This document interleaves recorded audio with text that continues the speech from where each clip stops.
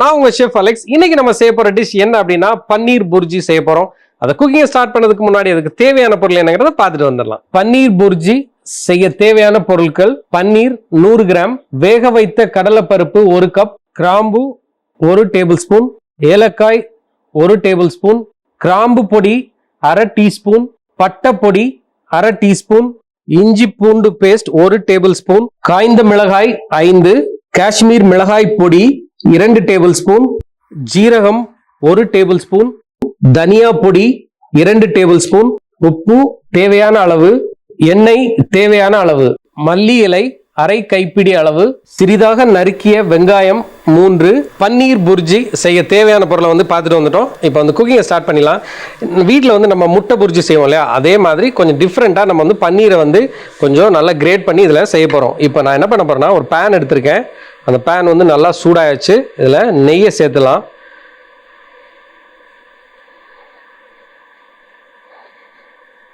அந்த நெய் சூடாகி மெல்ட் ஆனதுக்கு பிறகு ஜீரகம், கிராம்பு, காஞ்ச மிளகாய்,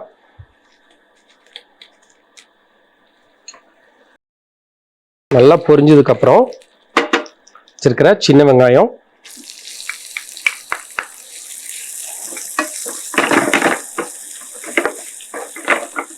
இதை ஒரு 2-3 நிமிஷம் அப்படியே வதக்கி எடுத்துக்கோங்க. இப்போ அந்த வெங்காயம் நல்லா வதங்கினதுக்கு பிறகு வச்சிருக்கிற இந்த இஞ்சி பூண்டு பேஸ்ட் இதையும் சேர்த்துலாம். அந்த இஞ்சி பூண்டோட பச்சை வாடை போற வரைக்கும் 1 நிமிஷம் அப்படியே வதக்கி எடுத்துருங்க. இதோட பச்சை வாடை போனதுக்கு பிறகு பச்சை மிளகாய், காரத்துக்கு தேவையான அளவு மட்டும் நீங்க சேர்த்துக்கோங்க. நல்லா மிக்ஸ் பண்ணி விட்டுருங்க. இதுல நான் என்ன செஞ்சிருக்கேன்னா, இதுல மஞ்சள் பொடியும் காஷ்மீர் மிளகாய் பொடியும் சேர்த்து கொஞ்சம் தண்ணியை விட்டு நல்லா கரைச்சி எடுத்திருக்கேன். அதை என்ன செய்ய போறோம், இதுல அப்படியே சேர்த்துடலாம்.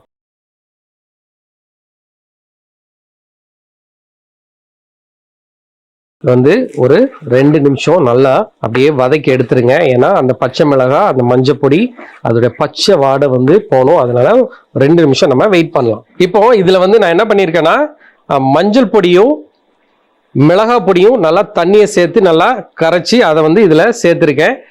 இது பச்சை வாடை போயிருச்சு. இப்போ நம்ம என்ன செய்ய போறோம், தக்காளியை சேர்த்துலாம்.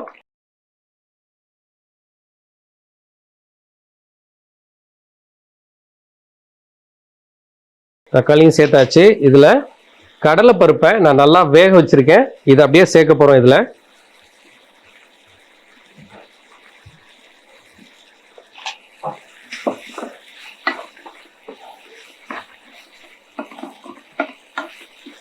நல்லா அப்படியே மிக்ஸ் பண்ணி விட்டுருங்க.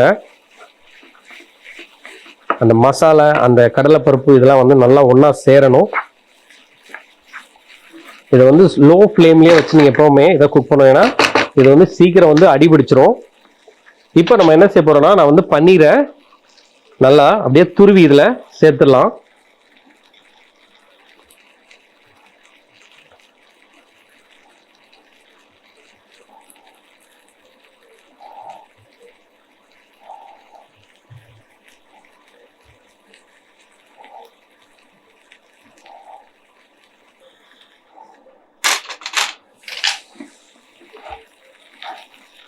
இதை நல்லா அப்படியே மிக்ஸ் பண்ணி விட்டுருங்க. லோ ஃப்ளேம்லேயே வச்சுக்கோங்க. ரொம்ப போட்டு அப்படியே கிண்டிடாதீங்க. லைட்டாக ஜென்டிலாக அதை மிக்ஸ் பண்ணணும். இதில் மிளகு பொடி,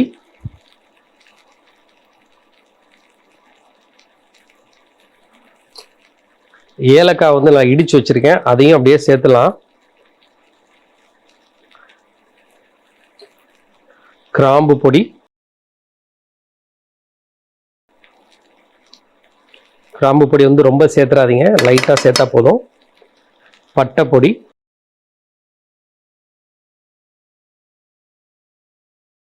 தேவையான அளவு உப்பு.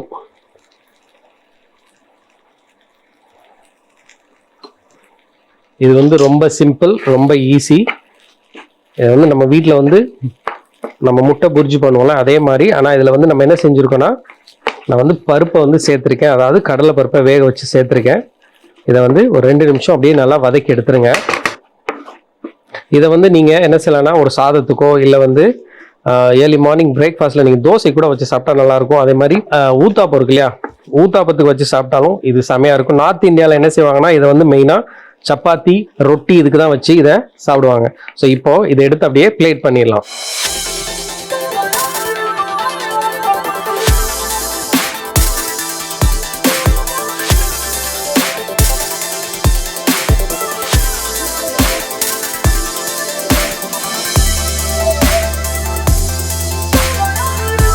பன்னீர் புர்ஜி செய்முறை. முதல்ல ஒரு பேன் எடுத்துக்கோங்க.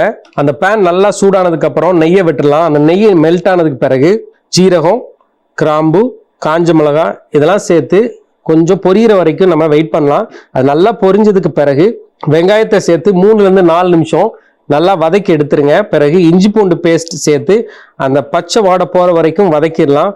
அந்த பச்சை வாடை போனதுக்கு பிறகு பச்சை மிளகாவையும் சேர்த்துருங்க. பச்சை மிளகாய் சேர்த்ததுக்கு பிறகு மஞ்சப்பொடி, மிளகாய் பொடியுடைய கரைசலையும் சேர்த்து நல்லா வதக்கி எடுத்துருங்க. பிறகு தக்காளியும் சேர்த்து ஒரு 3-4 நிமிஷம் நல்லா வதக்கிடுங்க.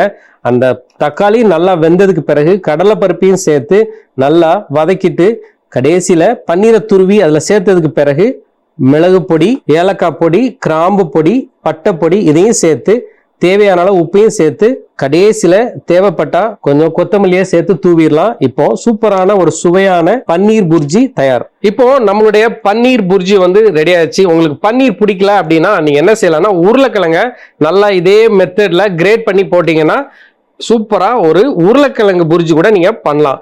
அடுத்த எபிசோட்ல புது ரெசிபியோட சந்திக்கிறேன். Till then take care, see you, bye bye. இது என்ன சமையலோ, see you, bye.